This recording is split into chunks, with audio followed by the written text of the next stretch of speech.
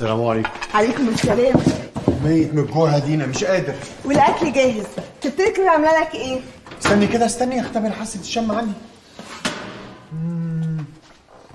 صينيه بطاطس بالفراخ والفراخ مخليه كمان. الله يا سيدي. هشام. يا ماما. اكيد يا حبيبي انت ميت مجوع. ايه ده؟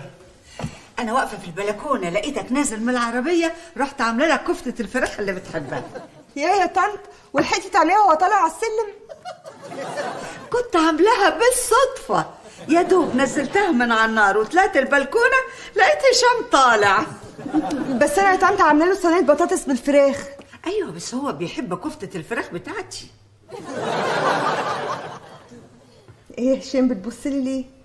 لا يا حبيبي، لو عاوز تاكل من كفته مامتك عادي كل. لا انا هاكل من صينيه البطاطس اللي بالفراخ المخليه. يا هشام هي الفراخ اللي جوه هتطير. لو عاوز تاكل لا عادي من كفته مامتك.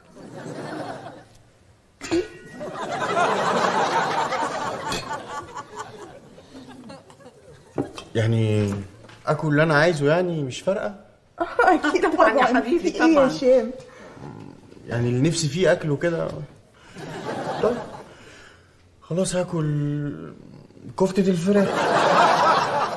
بالهنا والشفا يا حبيبي، كل بألف هنا. دينا تعالي كلي معايا، انا عامله كتير. هاتي البتاع اللي في ايدك دي، هاتي.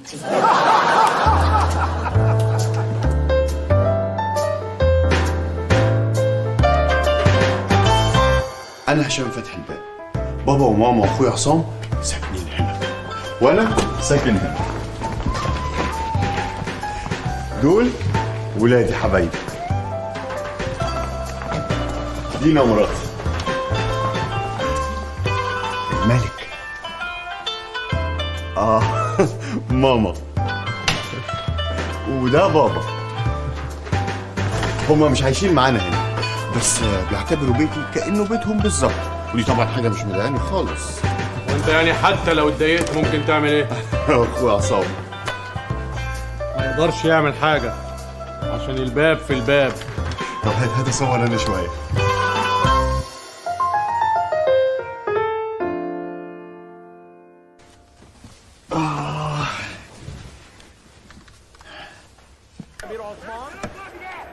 ايه ده بتقري ايه؟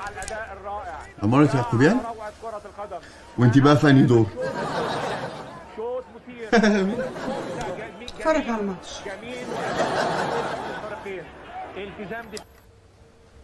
وانا عملت حاجة؟ يعني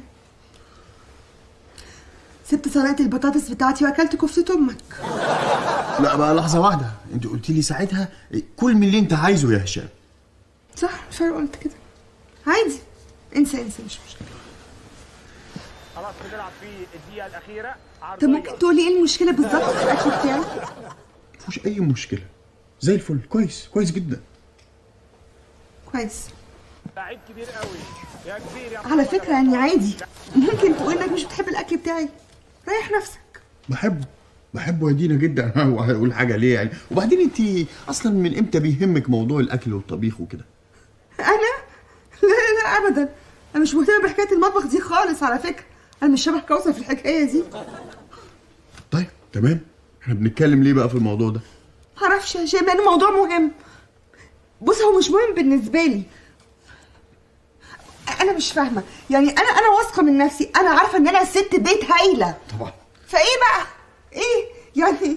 ليه متضايقه عشان مش عارفه اعمل لجوزي كفته الفراخ بالظبط زي مامته بتعملها له؟ مش عارف والله حاجة تضحك، مش عارف. حاجه عبيطه مش كده؟ ايه الحكايه بقى؟ فايه بقى؟ بص يا دينا حبيبتي، ربنا ادى لكل واحد حاجة محدش بيعرف يعملها زيه. يعني ماما مثلا بتعرف تطبخ كويس قوي اكلها، انما انتي احسن واحدة بتلمع. تلميك ما حصلش. يعني انا متأكد من كده. يعني انا عمري في حياتي ما شفت تراب في البيت. يعني بصي مش اي تراب في البيت، يعني تلميع تصبح على خير.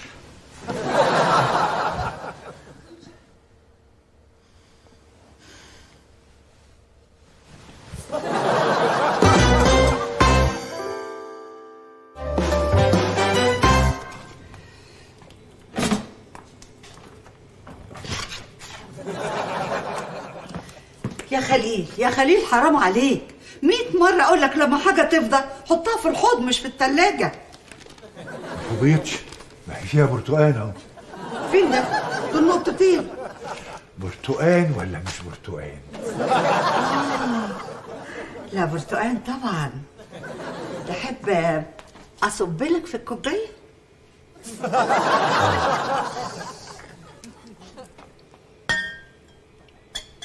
انا هفضل املى في الكوبايه لغايه ما تقول لي كفايه. كفايه.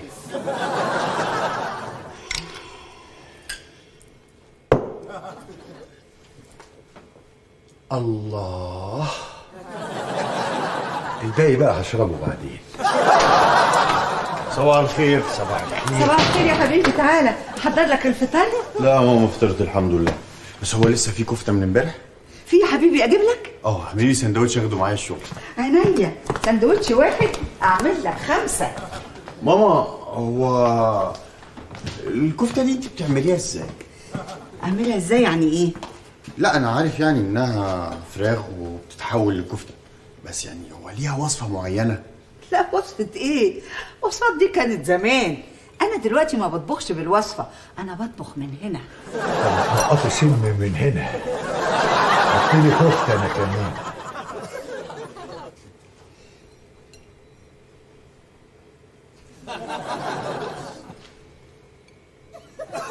كل بقى بالهنا والشفا وبلع بالبرتقال. يعني يا ماما يعني كفتتك لذيذه قوي وريحتها حلوه كده، ايه التوابل بقى اللي بتحطيها عليها عشان تطلع كده؟ كرايه ولا انت عايز تطبخ ولا ايه؟ طبيخ للستات، الرجاله تاكل وبس. طبعا يا بابا طبعا، بس هي دينا اللي كانت عايزه يعني تعرف. دينا؟ هي دينا عايزة تعرف وصفة الكفتة بتاعتي؟ اه يا حبيبتي يا دينا. ما تديله كشكول الوصفات بتاعه. لا كشكول ايه؟ ده انا هاخد كل حاجة واروح لها اعلمها. لا يا ماما لا ما تتعبيش نفسك، اديني كشكولات دول هتقرا منه تشوف هتعمل ايه. مفيش اي تعب خالص، انا هلم كل المقادير واروح لها. مش قادر. شوف البطن عملت ازاي. غطيلي على الكفته دي، هبقى اتغدى بيها.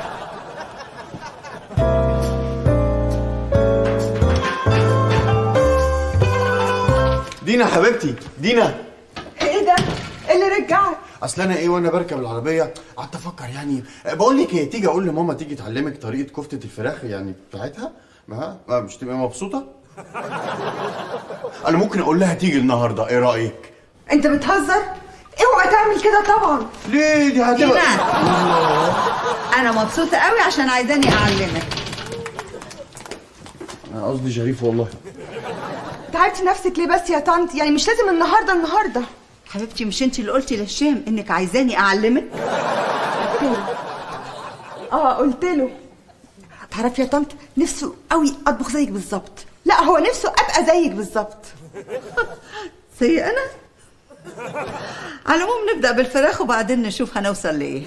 مش مهم النهارده يا ماما، يعني لغايه تتعبي نفسك يعني اخليها يوم تاني. ايه يا هشام؟ انت مش عاوزني اتعلم الطبيخ؟ هتعلم الطبيخ. يلا بقى على شغلك عشان ما تعطلناش. كملها صينيه البطاطس بس.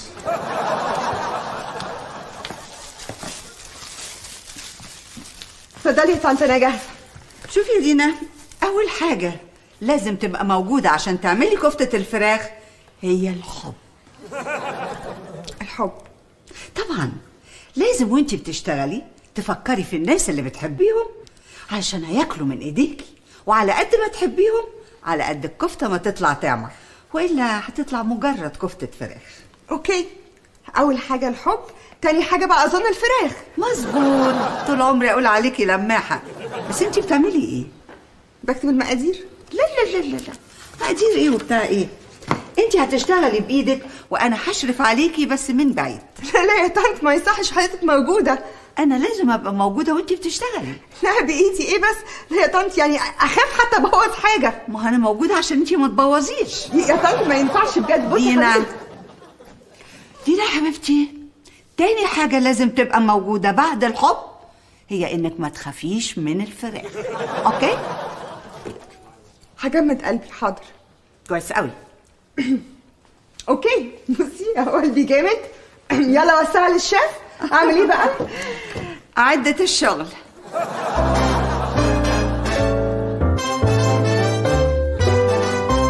شكلها حلو قوي يا دينا. ها؟ ايه الاخبار؟ فظيعه. بجد؟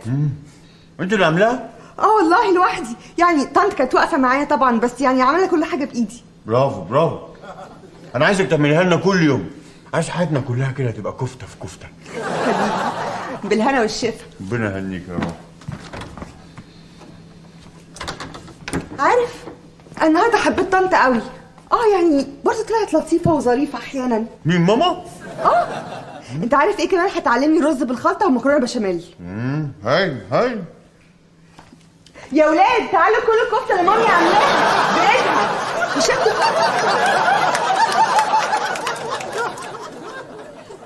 لا بجد انت اللي عاملاها؟ كل صباع تاني. تحفه.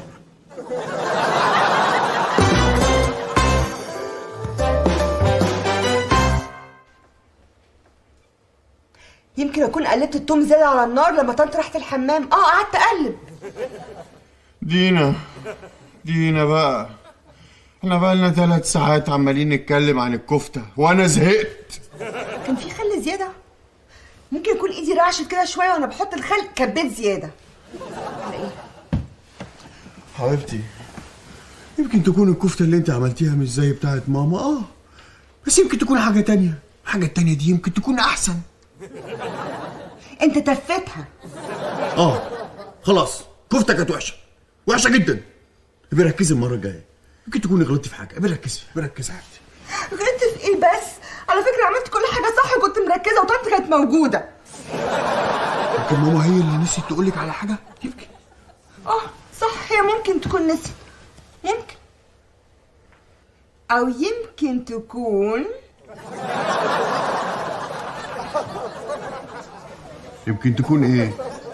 لا على فكره بقى، مش يمكن، ده اكيد. لا طبعا. لا اكيد، عشان مامتك كانت قصدها تخليني اعمل كفته غلط عشان يبقى الكفته بتاعتها ملهاش زي. يا ريتني كنت كلت صينيه البطاطس.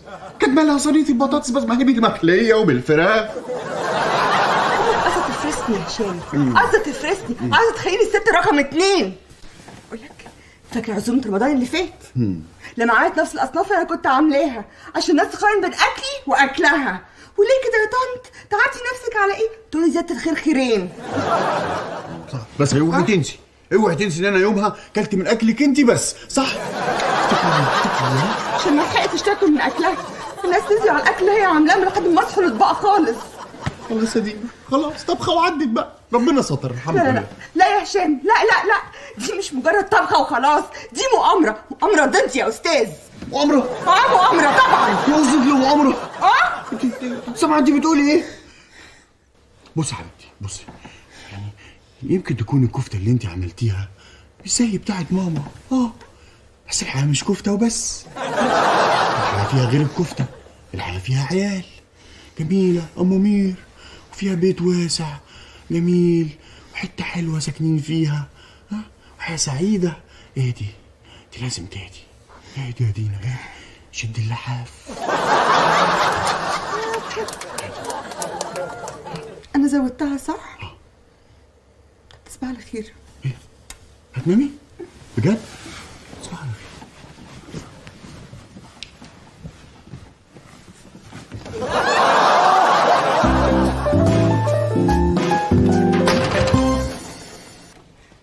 طنط، انا جاي ارجع الكبشه. طنط كوثر،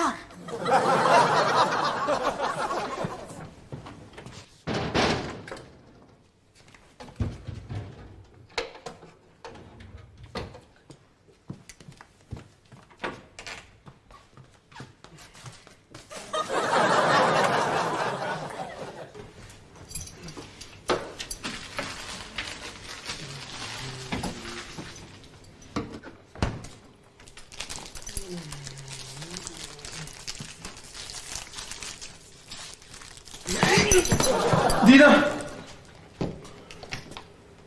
عصام. يا دينا في ايه؟ انتي تايهه ولا ايه؟ لا انا جايه ارجع الكبشه لطنط ومعرفش تهت تحطها فين. جربي كده هنا.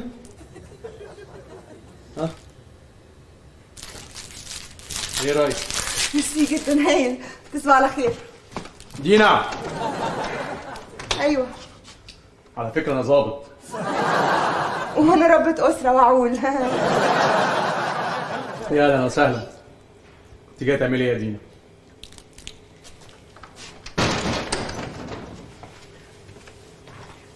بس بقى يا عصام بصراحه انا كنت جايه افتش على الكشكول بتاع طنط اللي بتحط فيه وصفات الاكل. كنت هبص بس على كفته الفراخ، مقادير كفته الفراخ. مش انا عملت كفته فراخ النهارده؟ سمعت عنها. يا ساتر، قلبي عندك. بيقولوا لي انها كانت ما تتبلعش. لا على فكره بقى كانت شغاله، بس مش زي بتاعه طنط بالظبط. كل الحكايه انها مش زي بتاعه طنط بالظبط. والله المعلومه اللي عندي بتقول انها ما تتبلعش. مش عارفه يا عصام، انت عارف انا عملت كل حاجه صح جدا، كنت دقيقه جدا واخده بالي جدا طنط بتقول ايه، بس برضه ما طلعتش كويسه. في حاجه قلشت مني في السكه، انا مش عارفه هي ايه. قلشت؟ انت كنت عاملاها برجلك ولا ايه؟ عصام ممكن تساعدني؟ انا يعني كنت عاوزه ابص بصه في الكشكول، صفحه الفراخ، اقارن المقادير، اشوف لو فعلا المقادير دي انا يعني ممكن كنت كتبتها غلط. دينا، انت عايزاني ارشد عن كشكول ماما ولا ايه؟ يعني والنبي يا عصام، والنبي الله يخليك ساعدني. انت مش عارف انا حالتي عامله ازاي. دي حاجه فعلا هتريحني جدا. انا عندي احساس فظيع بنفسي، يعني انا بدات احس ان انا ست النمره 2. مش عارفه اقول لك ازاي، ده احساس بشع، انا مش عارفه اشرحه لك. تشرحيه لي انا اكتر واحد حاسس بالاحساس ده يا دينا، ده انا ادرسه. بقول لك يا دينا، انا هجيب لك الكشكول وهساعدك. اثبتي مكانك هنا دقيقه وراجع لك. شكرا.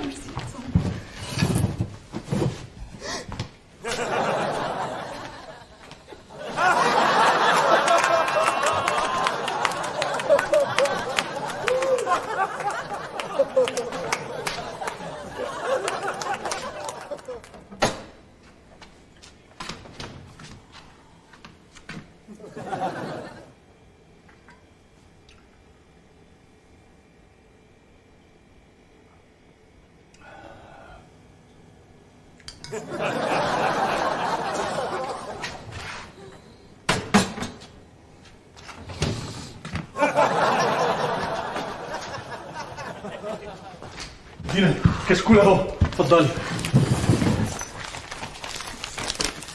كده ها، سجق. كل الاكلات اللي بيحبها هشام حطاهم في اول صفحه. هنا جنب كفته الفراخ اهي مقادير.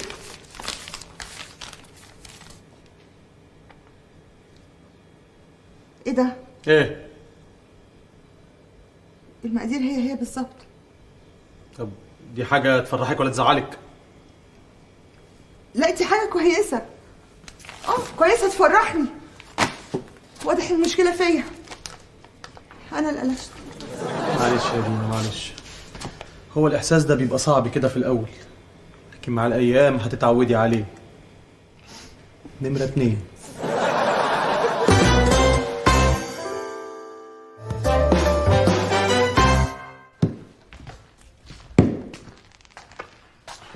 ايه يا دينا، ايه اللي مصحيكي دلوقتي؟ عادي بلم حاجات طنط. طيب هشام، مش انا طلعت فاشله في المطبخ؟ هي دي الحقيقه. انا هركز في تلميع اكلت. دينا يا حبيبتي، ده مش حقيقي يا حبيبتي، مش حقيقي خالص. ده على فكره حقيقي. انا شفت كشكول طنط. ايه؟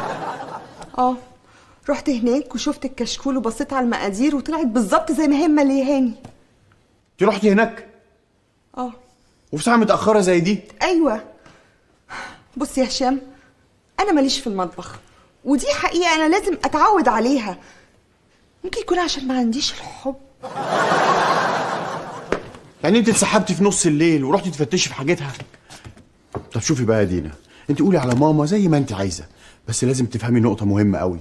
ماما دي جت هنا ووقفت طول النهار عشان تساعدك وتعلمك الكفته اللي انت عايزاها، عشان هي دي ماما اللي لازم تعرفيها يا دينا، هي دي ماما. ايه ده ايه ده؟ ايه ده؟ شيخ؟ ايه شيخ ده؟ شيح. شيح يا هشام، شيح. بص البرطمان طنط مديهوني، لازقه ورقه على الورقه. يعني ده سبب الطعم الغريب اللي كان في الكفته، وده مش مكتوب في المقادير. لا مش مكتوب في المقادير.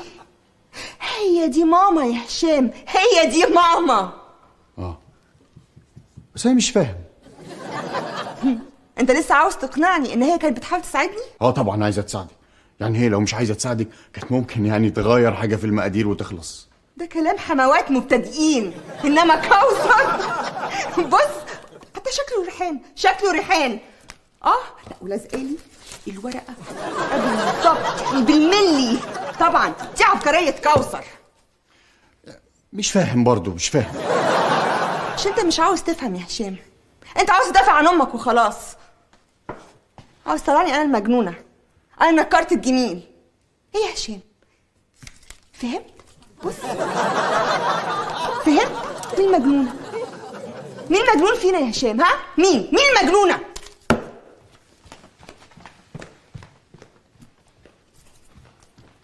ما شبه الريحانه، وبعدين انا مال الام انا.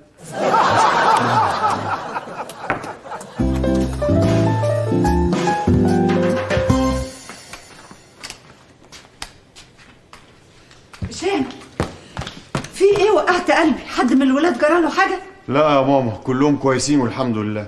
امال في ايه؟ جعان اجيب لك حاجه تاكلها؟ لا يا ماما مش عايز. امال مصحيني من الفجر ليه؟ ماما ايه ده؟ شيح بابونك، هو حد من الولاد عنده اسهال؟ يا ماما ما خلاص احنا عرفنا كل حاجه. عرفتوا ازاي؟ لزق سكه. دلوقتي بس عرفت ان دينا كان عندها حق. انا على طول بدافع عنك وبقف في صفك، واحيانا كتير بتبقى هي صح. انت عارفه انت عملتي فيها ايه دلوقتي؟ دي اتجننت خالص، ده انا سايبها عماله تعضعض في ملايه السرير. والله يا حبيبي ما اقصد. لا عشان ما بقاش كدابه، كنت اقصد، بس نيتي كانت خير. انا كنت عايزه دينا تجرب فتعك فتيأس، وكل واحد يفضل في مكانه وكلنا نبقى مبسوطين. مبسوطين؟ انا مش قادر اصدق وداني. انت عارفه حضرتك انت بتقولي ايه؟ انا اسفه، انا غلطانه واستاهل كل اللي يجرالي. بس انا بقى هسألك سؤال وتجاوبني عليه بصراحه. لولا الاكل اللي انا بعمله لك كنت هتجيلي كل ساعه والتانيه؟ اكيد طبعا، اكيد كنت هجيلك طبعا، عشان الحاجات التانية. ايه هي بقى الحاجات التانية؟ يعني العطف والحنان والدفء والاوقات الظريفه اللي احنا بنقضيها مع بعض اللي زي دي. يا حبيبي انا امك اللي ربيتك وكنت بعمل لك كل حاجه. فجاه لقيتك كبرت، جوزت، خلاص ما بقتش محتاج لي الا في شويه الاكل اللي انا بعملهم لك. واكلك حلو وجميل ومحدش يقدر يقول عليه اي حاجه في الدنيا، بس برضه يا ماما اللي انت عملتيه ده مش صح. انا عارفه انه مش صح، بس انا لما عرفت ان دينا عايزه تطبخ زيي انا خفت. الكل حل. خلاص اعمل اللي انت عايزه. روح اقعد مع مراتك، ما تسألش عني حتى، وانا هعذرك ومش هزعل منك حتى لو قطعتني العمر كله. بقى يا ماما بقى، هو انا يعني هقدر اقطعك؟ يعني انا هجيلك اكتر من الاول، بس لازم تشوفي حل بقى في اللي حصل ده. يعني تصرفوا انتوا الاتنين مع بعض. هتصرف يا حبيبي، هتصرف وهصالحها وكله هيبقى تمام. تمام؟ دي اتجننت خالص. لا ما انا لما صالحها واوضح لها الموقف هتعذرني، ما هي ام برضه. اعمل لك حاجه تاكلها بقى؟ الطبخ ايه؟ كل اللي انت بتحبه. ثانيه واحده.